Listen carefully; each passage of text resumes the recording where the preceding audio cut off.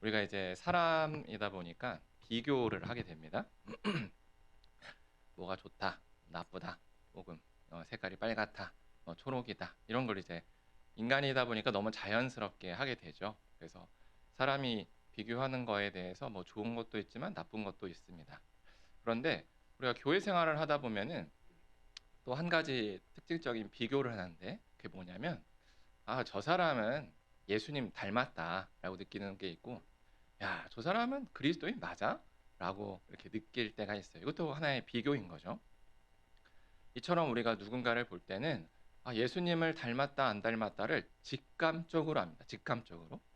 그런데 막상 그 사람에게 예수님이 닮았다는 게 뭐예요? 라고 물어보면, 하게 돼요. 잘 대답하기가 쉽지 않을 거예요. 예수님을 닮아야 됩니다. 예수님을 닮는 게 좋습니다. 라는 얘기를 듣지만 막상 그 닮아야 될 목표 지점인 예수님에 대해서는, 어? 어떻게, 어떤 분이지? 이렇게 갸우뚱하게 되죠. 근데 왜 그런가를 생각해 보면 복음서에 나타난 예수님의 생각, 말 이런 것들이 너무 많아요. 한 줄 이러면 머릿속에 딱 기억이 들겠는데 일단 복음서도 4개나 있습니다. 그리고 각각 하시는 말씀 뭐 이런 거 여러 가지가 다르니까 예수님에 대한 이미지를 어렴풋이 알겠는데 예수님을 닮은다라고 했을 때 명확하게 뭐가 쏙 박히지 않는 거죠.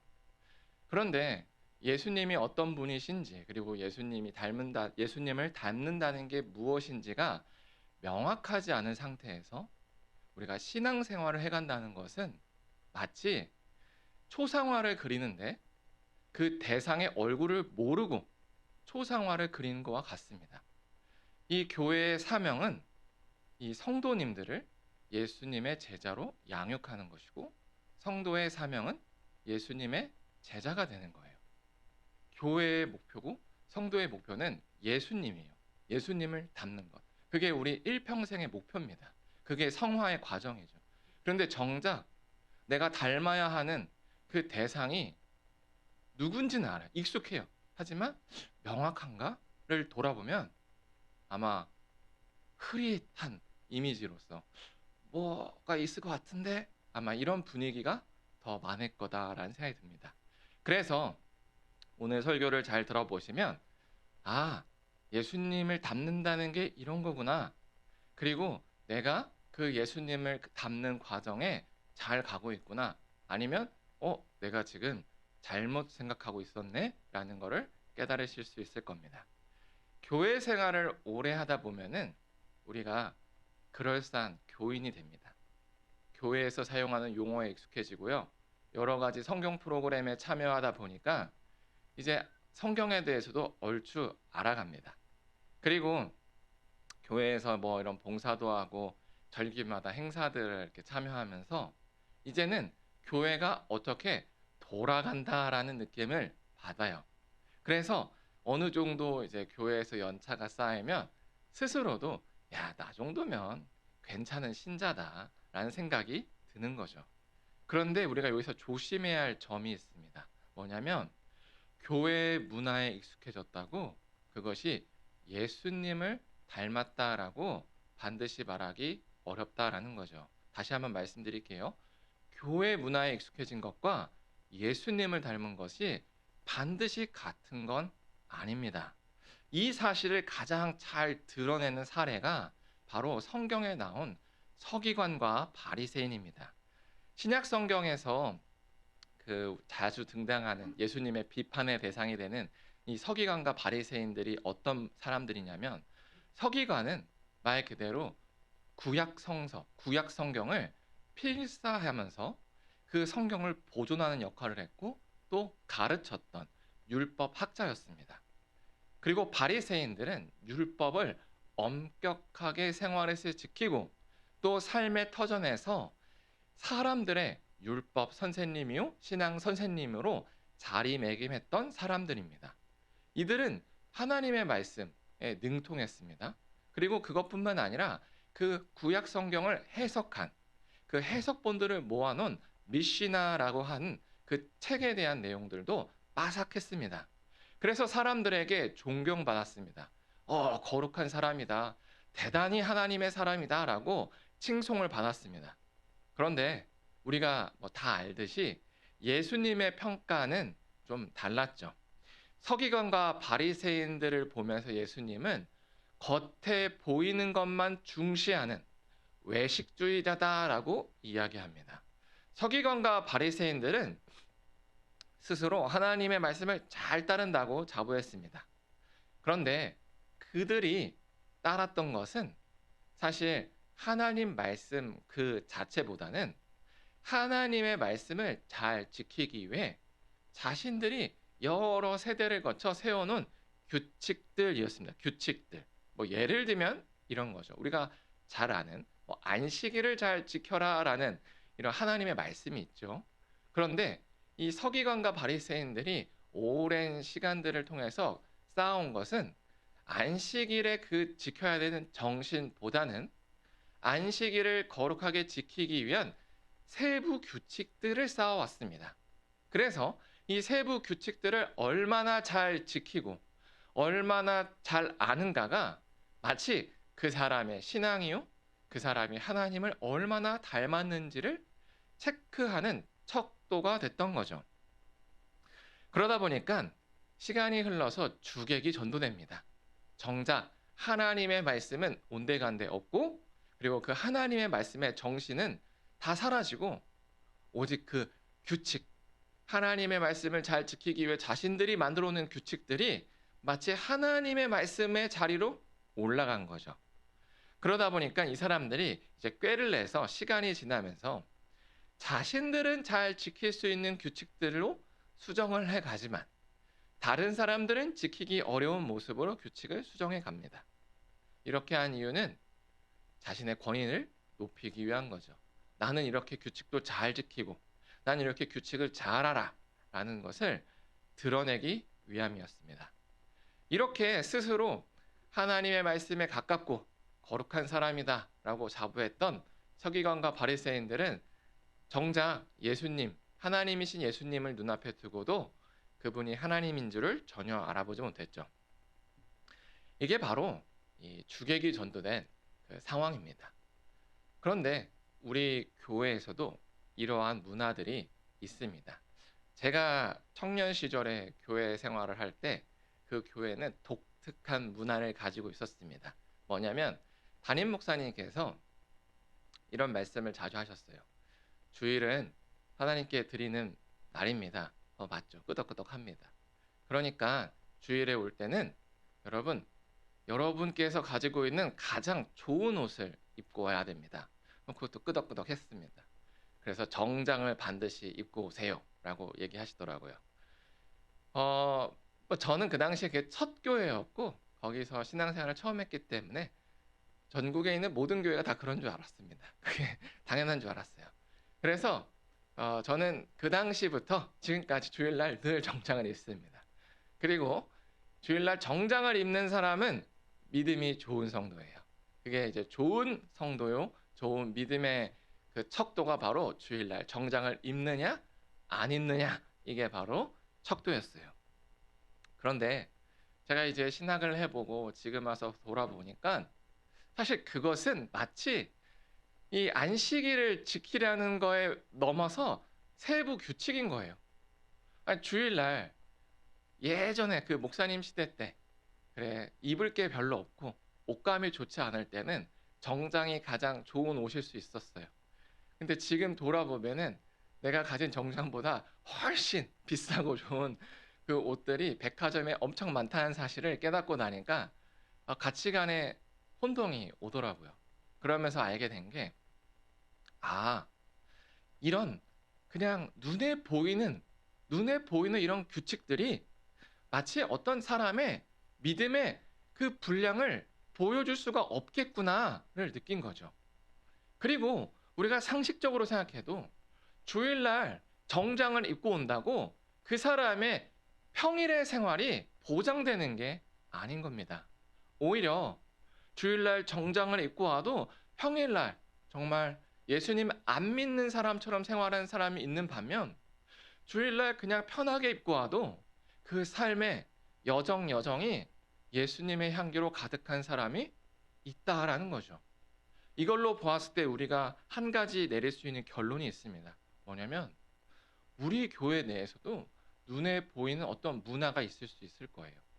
그런데 내가 그 문화에 익숙하다고 해서 반드시 내가 예수님을 닮았다라고 하기 어렵다라는 거예요. 교회 문화는 교회 문화입니다. 예수님을 알아가기 위해서, 예수님을 더 닮기 위한 수단이지, 그 교회 문화에 익숙해졌다는 게, 그 교회 문화에 내가 이제 능통해졌다는 것이 이제 내가 예수님 닮았다라고 말할 수 없다라는 거예요. 그렇다면 무엇이 예수님을 닮은 걸까요? 그 무엇이 닮은 걸까요? 이것을 오늘 이제 본문이 얘기해 줍니다. 오늘 본문은 바로 니고데모의 담화와 사마리아 여인 사이에 껴있는 내용입니다. 예수님에게 세례를 줬던 세례 요한과 그의 제자들이 이야기한 이런 내용입니다. 오늘 본문의 배경이 이렇습니다. 뭐냐면 예수님에게 이제 세례 요한이 세례를 주고 났습니다. 그러고 나서 우리가 알듯이 예수님께서 본격적으로 이제 사역을 하셨어요. 그러고 나니까 사람들이 예수님께 다 몰려가는 거예요. 심지어 세례 요한의 제자들도 눈치 보고 슬근슬근 세례 요한에게 빠져서 이제 예수님께 나간 겁니다. 그러니까 아마 오늘 본문에 나와 있는 세례 요한의 한 제자라고 나와 있는데 이 사람은 아마 뭐 수석 제자쯤 됐을 것 같아요. 그래도 이제 의리가 있어서 끝까지 남아 있는 것 같은데 세례 요한에게 불만을 토로합니다. 아니 선생님, 언제까지 저 예수를 놔둘 겁니까? 뭐 이렇게 얘기를 해요. 이걸 좀 더 풀어보면 이런 내용이겠죠. 아 선생님, 우리 손님 다 뺏깁니다. 우리 세례 받던 사람 지금 다 예수님한테 다 세례 받고 있어요. 이런 얘기를 하는 거죠. 왜 그 세례 요한의 제자가 왜 이런 불만을 했을까를 생각해 보면 인간적으로 이해가 됩니다. 왜냐하면 세례 요한의 제자잖아요. 그 세례 요한의 제자의 앞길은 곧 세례 요한과 함께 가는 겁니다. 한 배를 탄 겁니다. 세례 요한이 망하면 제자도 망해요. 세례 요한이 흥하면 제자도 흥합니다. 그러니까 불만을 토로한 거죠. 아니 선생님 언제까지 이렇게 그냥 가만히 있으실 거예요? 저 망합니다. 저 어떻게 하라는 거예요? 제가 당신을 따라온 지가 벌써 몇 년이에요. 깔려 있던 거죠. 근데 오늘 본문에 그런 말은 안 나와요. 그런데 세례 요한의 하는 말이 오늘 본문 이전에 참 흥미로운 이야기를 하죠. 뭐냐면 나는 망해야 되고 예수님은 흥해야 한다라는 얘기를 해요. 제자 입장에서 너무나도 황당했을 거예요. 아니 선생님 우리 망합니다 얘기했더니 맞아, 나 망해야 돼, 예수님 흥해야 돼 라고 얘기하고 왜 그러해야 하는지에 대해서 나온 게 바로 오늘 본문인 거죠. 왜 내가 망해야 되고 왜 예수님이 흥해야 되는가, 이 내용을 설명하는 게 오늘 본문이에요. 그래서 오늘 본문을 아주 쉽게 정리하면 이겁니다. 예수님은 하늘에서 오셨어. 나는 땅에서 태어났어. 그러니까 하늘에서 오신 예수님은 하늘에 대한 거 알지. 하나님에 대해서 잘 전하지. 근데 나는 땅에서 태어났지. 그러니까 내가 하늘에 대해서 잘 전하겠니? 당연히 아니지. 이게 이제 주된 내용입니다. 그래서 예수님이 하신 말씀은 하늘의 이야기야. 예수님께서 하시는 행동을 하늘의 이야기야. 그래서 예수님께서 하신 말씀과 행동을 믿는 자는 하나님께서 택한 사람이고 하나님의 사람이야. 그래서 나는 망해야 되고 예수님은 흥해야 돼 라고 이야기한 거죠. 우리 여기까지 들으면 끄덕끄덕합니다. 오늘 본문이 얘기해 주는 게 단순히 근데 세례 요한은 망해야 되고 예수님은 흥해야 된다만 이야기하는 게 아닙니다. 오늘 본문에서 되게 슉 지나갔지만 의외로 매우 중요한 사실이 있다라는 거예요. 그게 뭐냐면 예수님의 출신지입니다. 예수님의 출신지. 예수님의 출신지 하면은 나사렛 아닌가? 라고 하지만 오늘 본문에 나왔지만 예수님의 출신지는 나사렛 이전에 하늘입니다. 예수님은 하늘에서 오신 분이에요. 나사렛이라는 땅에서 태어난 게 아니라 하늘에서 계셨다가 땅으로 오신 겁니다. 이게 매우 중요한 사실이에요. 미국 사람은요, 미국의 사고방식을 가집니다. 한국 사람은요, 한국의 사고방식을 가집니다. 그러면요, 하늘 사람은, 하늘에서 오신 사람은 어떤 사고방식을 갖죠? 하늘의 사고방식을 갖는 겁니다. 그러면 땅에서 태어난 사람은 어떤 사고방식을 가지죠? 땅의 사고방식입니다. 바로 이게 예수님을 닮았다라는 것을 알게 해주는 매우 중요한 힌트입니다. 예수님은 어디서 왔다고요? 하늘입니다.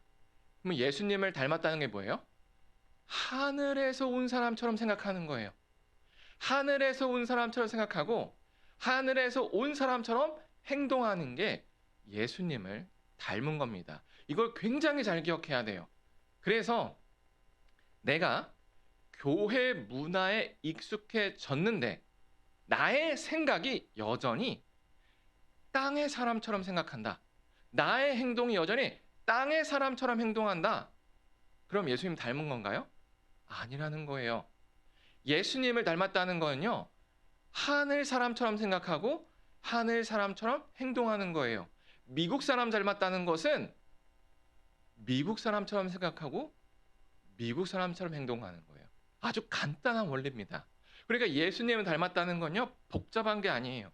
바로 하늘 사람처럼 생각하고 하늘 사람처럼 행동하라라는 겁니다. 그래서 우리가 신약 성경을 읽어보면 예수님이 그렇게 유대교 종교 지도자들, 서기관과 바리새인들, 장로들에게 박해를 받은 겁니다. 왜냐하면 서기관, 바리새인, 장로들은 다 어떤 사람이에요? 땅의 사람이에요. 땅의 사고방식을 가지고 있어요. 그러니까 이렇게 생각합니다. 안식이래요. 거룩하게 지키라니까, 또 일을 하지 말라니까 병자가 있어도 그냥 무시하고 가는 겁니다. 그런데 재밌는 건 자신의 재산인 소, 양, 염소가 구덩이에 빠지면 또 그건 구해요. 정말 내로남불이 따로 없죠. 그런데 예수님은 어때요? 우리가 다 알듯이 보란 듯이 안식일에 병자들을 고치십니다.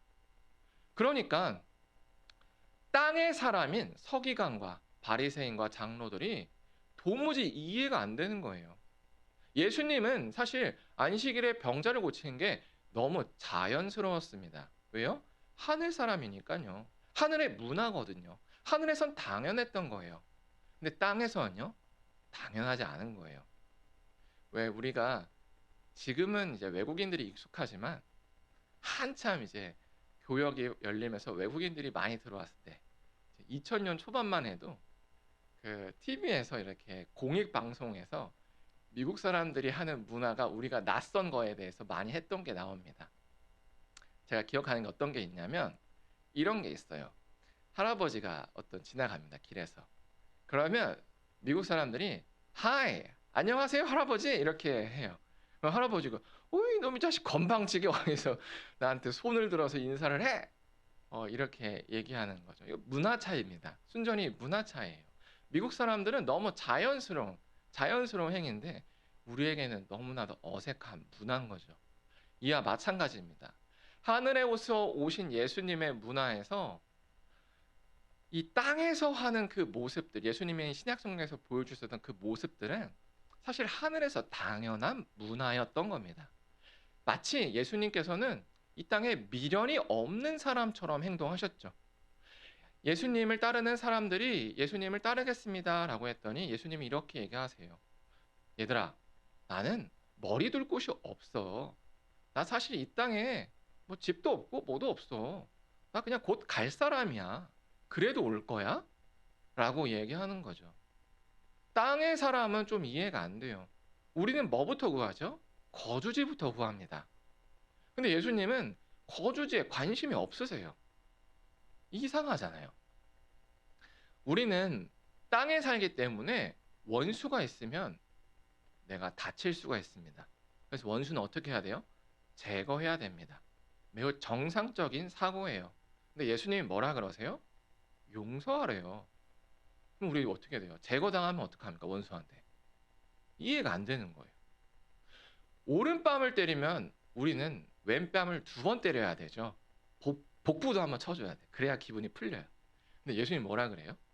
오른뺨을 맞으면 왼뺨을 맞으라고 합니다. 도무지 이해가 안 돼요. 도무지. 우리의 상식에 너무 벗어나요. 근데 예수님은요, 그게 자연스러우셨던 거예요. 왜냐하면 하늘 사람이기 때문이에요. 하늘의 문화와 이 땅의 문화는 다릅니다. 그러므로 내가 예수님을 닮는다는 거는요, 바로 저 하늘 사람처럼 생각하는 거예요. 저 하늘 문화가 나의 문화가 되어야 된다라는 거예요. 그렇게 따지면 아니 우리는 하늘에 간 적이 없는데 어떻게 하늘 문화를 당해? 어떻게 하늘 문화가 되지? 어떻게 하늘 사람처럼 생각하지? 이게 불가능한 거 아닌가? 라는 생각이 들잖아요. 그런데 성경을 보면요. 성경을 보면 땅의 사람에서 시작해서 하늘 사람으로 마치는 사람들이 등장한다는 겁니다. 그게 누구냐면 바로 예수님의 제자들이에요. 예수님의 제자들을 보면은 처음에는 유대교 종교 지도자들과 별반 다르지 않습니다. 예수님의 제자들도 화나면요. 예수님의 능력으로 저 사마리아를 그냥 불바다를 만들어 주세요. 이런 사람들이었어요. 근데 시간이 흘렀습니다. 시간이 흐르면서 점차 변한 겁니다. 그래서 마치 자신도 하늘의 사람이냐 예수님처럼 생각하고 예수님처럼 말하고 있다라는 것을 우리가 성경을 통해서 발견합니다. 아니, 도대체 어떻게 이렇게 됐을까요? 도대체 예수님의 제자에겐 무슨 변화가 있었기에, 뭐 어떤 요소가 있었기에 땅의 사람에서 시작해서 하늘의 사람으로 변할 수 있었을까? 그거를 성경에 찾아보면 이렇게 얘기합니다. 믿음이라고 얘기해요. 우리가 믿음을 가져야 됩니다. 믿어야 됩니다.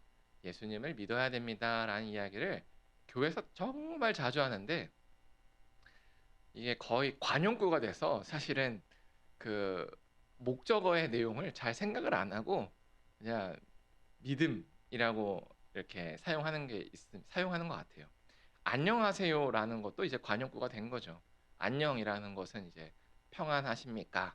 여러분 뭐 무탈하십니까의 내용이지만은 사실 우리가 그런 내용을 생각하고 얘기하기보다는 그냥 인사로서 너무 자연스럽게 사용하잖아요. 안녕하세요라고.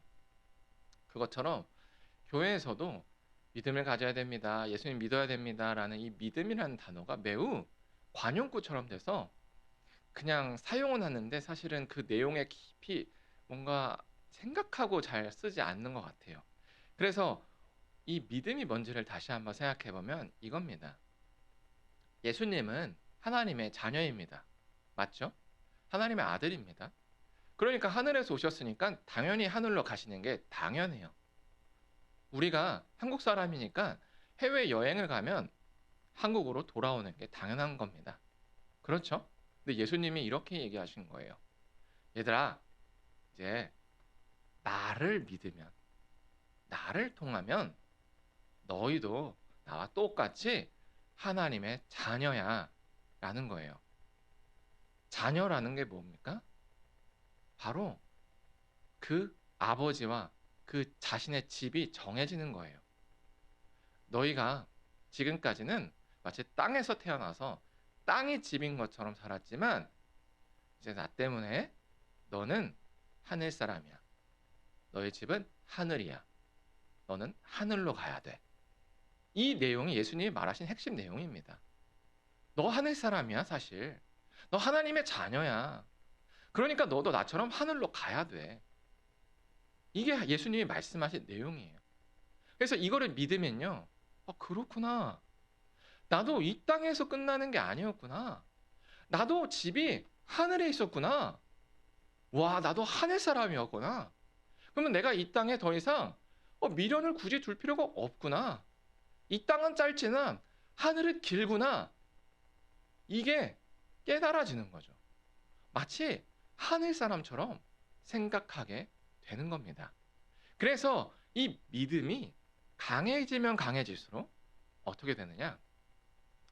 세상에 미련이 없는 것처럼 삽니다.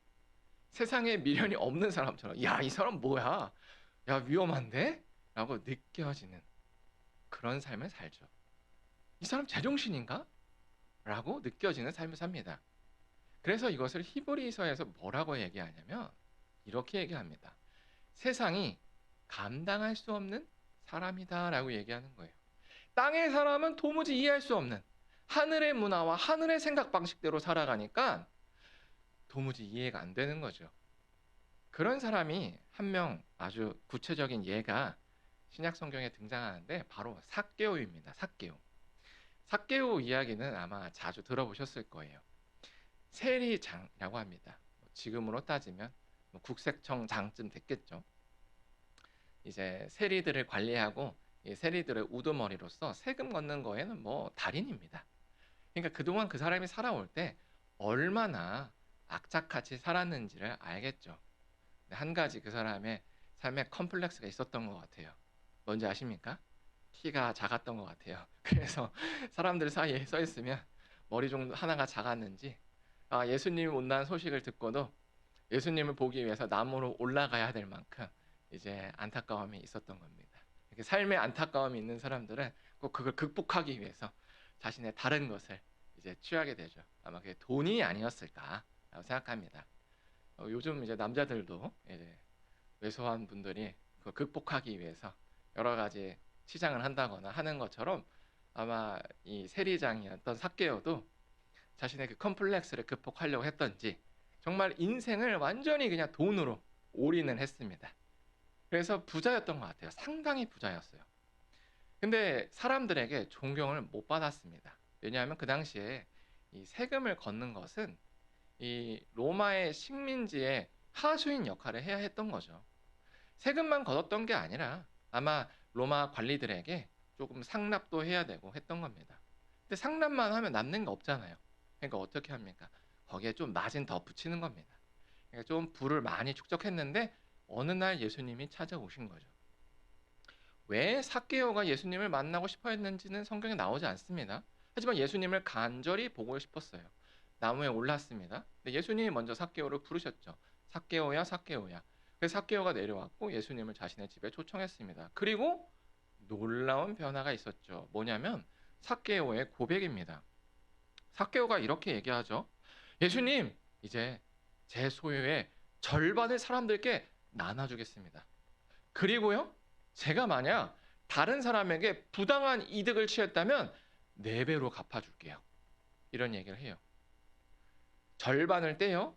그다음 부당한 이익이 있는데 그걸 4배로 갚아주면 아마 전 재산 다 거덜났을 겁니다. 삭개오의 인생의 목표는 돈이었습니다. 그 돈을 내려놓는다는 것은 말이 안 돼요. 인생을 내려놓는다는 것과 같기 때문이죠. 도대체 어떤 변화가 삭개오에게 이런 변화를 이끌었을까요? 바로 믿음입니다. 삭개오야, 너는 땅의 사람이 아니다. 삭개오야, 사람들이 다 너를 무시하지만 너조차도 하나님의 자녀란다. 너도 나와 같이 하늘로 가야 된다. 이 이야기를 한 겁니다. 삭개오는 아마 이 사실이 너무 기뻤던 것 같아요. 와, 나도 이제 하나님의 자녀구나. 나는 그동안 세리 역할을 한다고 종교 지도자들에게 천대받고 예루살렘 성전 근처도 못 가봤는데 나도 하나님의 자녀라고? 나도 하나님 나라에 낄 수 있다고? 나도 예수님처럼 하늘나라에 갈 수 있다고? 너무 기쁜 거죠. 가슴이 막 벌렁벌렁 아주 흥분해서 설렜을 겁니다. 그러고 나니까 내가 지금 들고 있는 이 돈이 안 중요한 거예요. 왜요? 나 이제 갈 거니까. 곧 떠날 거니까. 저 하나님 나라에 나도 갈 거니까 이거 있어봐야 뭐해? 아무 중요하지 않아. 라는 생각으로 완전히 생각이 뒤바뀐 겁니다. 그래서 그동안 일평생 땅의 사람으로 땅의 사람처럼 땅의 돈을 취했는데 그것을 아무렇지도 않게 다 내버린 겁니다. 야, 천국이 이렇게 좋다니. 어서 가고 싶다. 이렇게 된 겁니다. 이게 바로 믿음이에요. 믿음을 가지세요. 예수님의 말씀을 믿으세요라는 게 바로 그냥 교회 다니세요, 교회에서 충성되세요가 아니라 여러분, 우리 하나님의 자녀입니다. 우리 하늘나라 가는 거예요. 천국이 우리를 기다립니다. 하나님이 우리를 기다리고 있어요. 그걸 믿는 겁니다. 이걸 강하게 믿는 사람이 좋은 믿음을 가진 거고, 믿음이 좋은 거고, 좋은 성도고, 예수님을 닮은 겁니다. 야, 나도 예수님처럼 하늘 사람이구나. 그래, 나도 이 땅 여행 끝나면 하늘나라 가는구나. 이야, 하늘나라. 야, 거기서 내가 영생복락을 누리는구나. 와, 지금까지 힘들게 산 이 삶, 더 이상 이렇게 힘들지 않아도 되는구나. 이야, 좋다. 이게 바로 믿음을 가진 사람, 예수님의 말씀을 믿은 거고, 예수님을 닮은 사람입니다. 예수님도 아마 이 생각을 하셨던 거예요. 예수님도 사역을 하면서 얼마나 힘드셨을 거예요. 고단하셔서 그 요동하는 배에서 주무실 만큼 얼마나 고단하게 사역을 했는지 우리는 알 수 있는 겁니다. 그리고 이 죽음의 길까지 가야 되는 그걸 다 알면서도 가고 있는 그 예수님 가운데 늘 마음속에, 그래, 나 곧 끝난다. 그래, 나 다시 집으로 돌아간다. 마치 군대에 가서 막 전쟁터에 나가서 이제 전쟁 끝내면 나 집으로 돌아간다 하는 군인과 같은 심정이었을 것 같습니다. 전쟁터에 나간 군인의 마음이 어떨까요? 전쟁터에서 뼈를 묻고 싶을까요?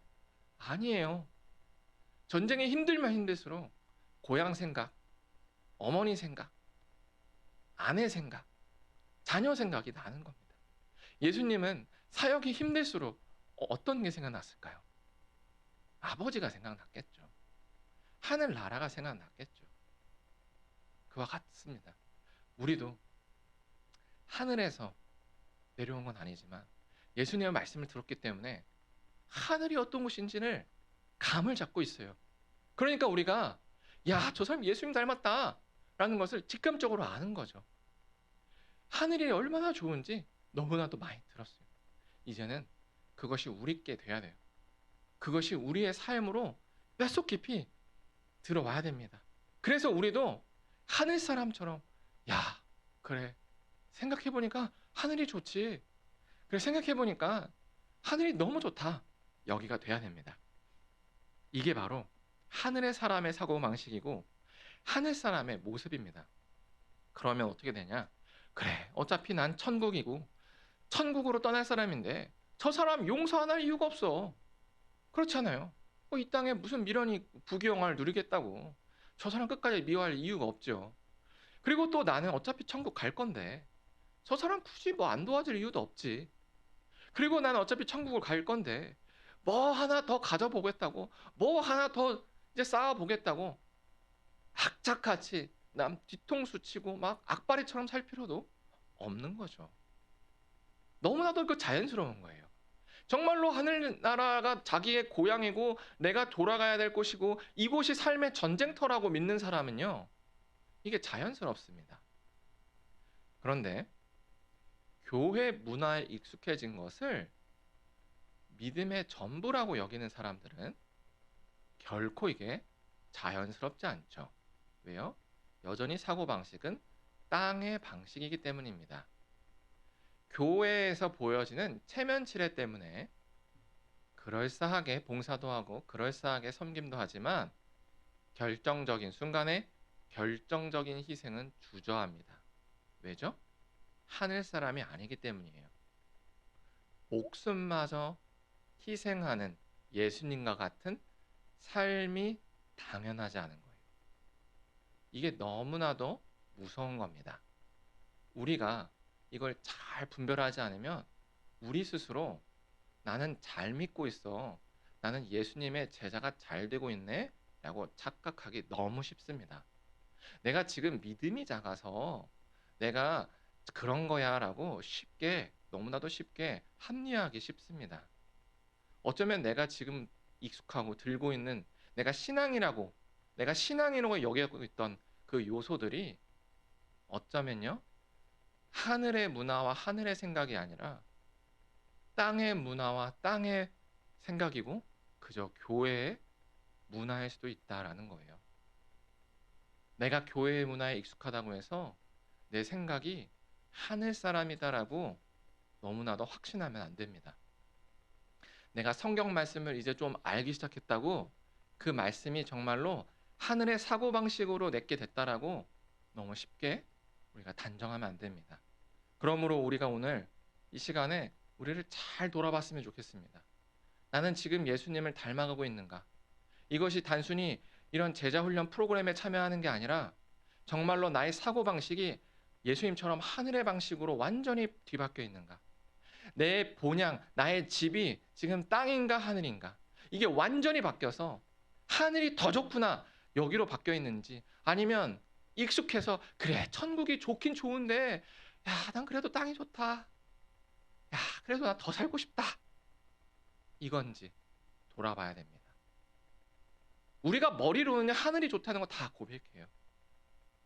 근데 내 마음이 여전히 이 땅이 좋다라고 얘기한다면 아직은요, 내 뼛속까지 이게 바뀌어진 게 아니라는 겁니다. 더 깊숙이 예수님의 말씀을 들어봐야 돼. 더 철저하게 회개해야 되고, 더 하나님의 말씀에 내 삶에 심겨보면서 하나님이 얼마나 위대하시고 얼마나 대단히 나를 사랑하셔서 그 하늘집을 얼마나 풍성히 지어주셨는지를 우리가 느껴야 됩니다. 그때서야 우리가 하늘 사람처럼 생각하고 하늘을 소망하게 돼요. 제가 오늘 설교를 준비하면서 너무 이제 스트레스 받아가지고 가끔 이제 유튜브에서 머리 식히려고 보는데 뭘 봤냐면 서울숲에 최고급 아파트가 있대요. 67평인데 한 70억 가까이 하는 아파트랍니다. 70억이라는 숫자가 뭐 감이 안 잡히지만 뭐 그런 데가 있답니다. 그래서 이제 내부를 촬영해 줍니다. 너무 멋있어요. 서울숲이 딱 보여. 층고가 3.3m랍니다.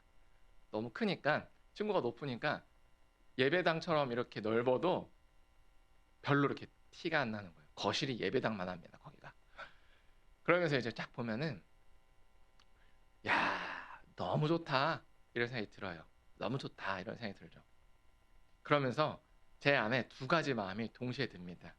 와, 나도 저런데 살아보고 싶다 이 마음과, 그리고 나는 살 수 없겠다 라는 동시에 이 마음이 들면서 그와 동시에 또 드는 마음이 뭐냐면, 그래 맞아, 저 60억 아파트가 아무리 좋아도 길어봐야 30년 산다. 근데 천국은 영원히 산다. 천국은 저 60억 아파트보다 훨씬 좋은 집이 있을 것이다 라는 거예요. 여러분, 우리가 천국을 떠오를 때요, 보통 이미지를 저희 아주 푸른 초원에 뜨고 에덴 동산쯤을 생각하는데, 그래서 별로 우리에게 안 땡겨요. 근데 여러분, 천국은요 굉장히 우리에게 익숙한 곳일 겁니다. 그리고 기쁜 소식을 알려드리면 예수님이 우리의 집을 마련하러 가셨습니다. 근데 우리 그냥 이거를 관용구처럼 생각해요. 그냥 뭐 천국 데려가시는가 보다. 근데 집은 집이에요. 그럼 어떤 집이냐? 이게 정말 중요합니다. 예수님은요 우리에게 맞춤형 집을 주세요. 무슨 회개망측한 소리 같지만 다 성경에 근거가 있습니다. 예수님께서 뭐라 가르쳤냐면 대접받고 싶은 대로 대접하라 하셨어요. 그러니까 사람을 대할 때 맞춤형으로 대하라 했습니다. 저는요 오두막에 아궁이를 떼고 싶지 않아요. 그러면 제가 살 천국집은 어떻겠습니까? 좋은 모던한 집일 겁니다. 이해가 되시죠? 이게 안 될 이유가 없어요. 근데 왜 요한계시록에서는 황금인지 아십니까? 그 당시에 상상할 수 있는 최고가 황금이었기 때문인 거예요. 그러니까 우리가 생각할 때 이 천국이라는 곳이 막연하지 않다는 거예요. 제가 그걸 알기 때문에 그 60억, 70억 되는 아파트를 보면서 무슨 생각했냐면, 야, 나는 돌이켜보니까 저 아파트 당첨됐구나. 이 땅이 아니라 천국이었구나. 천국 아파트 지금 분양 1순위다. 이게 이제 제가 깨달은 겁니다. 그러니까 마음이 웅장해지더라고요. 야, 풍요롭다. 나 분양됐구나. 계약금이 없대. 이게 너무 마음이 좋아요. 잔금도 없구나. 관리비도 없습니다. 이게 너무 좋은 거죠. 이 땅에서 내가 저 아파트를 소유하려면 어떤 일을 해야 하는지를 뻔히 알고, 그리고 저 부를 유지하기 위해서는 아무것도 나눌 수 없다라는 것을 다 알아요. 근데 저는 그게 보람된 인생이라 생각하지 않습니다. 그래서 예수님의 말씀대로 살려고 하니까 내 일평생 저 아파트는 절대 못 얻겠다는 생각이 드는 거예요. 근데 너무 억울하고 아쉽잖아요. 그런데 그때 깨달은 게 뭐냐? 그렇게 죽었더니 영원히 저것보다 더 좋은 천국집이 날 기다리고 있다라는 겁니다. 정말로 분양 1순위가 됐다라는 거예요. 그 땅에서는 아무리 아파트가 좋아봐야 거미줄 칩니다. 시간 지나면. 사가요. 근데 천국은요. 좀과 동록이 없어요. 도둑도 없습니다. 그곳이 천국입니다. 제가 그 생각을 하니까 너무 기쁘더라고요. 마치 삭개오처럼 와 좋다. 야 나도 빨리 입주하고 싶다. 저 아파트 천국 아파트 야 생명수 강이 흐르는 마치 한강이 흐르는 것처럼 생명수 강이 흐르고 그 앞 강 옆에는 생명나무가 이렇게 울창하게 펴져 있어서 아침마다 조깅을 할 수 있구나. 저기 가가지고 여유롭게 차 한잔 할 수 있구나. 야 저기 가서 살고 싶다. 이런 생각이 든다 이거죠. 이게요 저만 그런 게 아니라 바로 1세기의 예수님의 제자들이 꿈꿨던 이상입니다. 예수님이 전한 게 바로 이거였어요. 그렇기 때문에 1세기 제자들이 다 이걸 꿈꾸고 부활을 얘기한 거고 천국을 꿈꾼 겁니다. 그래서 나도 저기서 이제는 살고 싶다. 나도 저기서 길이길이 살고 싶다. 생명수 마시고 야, 저 생명나무 실과 먹고 에덴 동산에 그 많았던 지금은 없어진 다양한 그 과일들 맛보면서 나도 한번 살아보고 싶다. 여러분, 지금 우리도 똑같은 상황입니다. 예수님은 우리에게 똑같이 얘기하세요. 예수님께서 우리를 다 천국 아파트 분양 1순위로 만드셨답니다. 여러분 이걸 믿으시기 바랍니다. 이걸 강하게 믿으시기 바랍니다. 그래서 이것을 사모하셔서 이 땅을 하늘 사람처럼 살아가시길 바라겠습니다. 기도하겠습니다.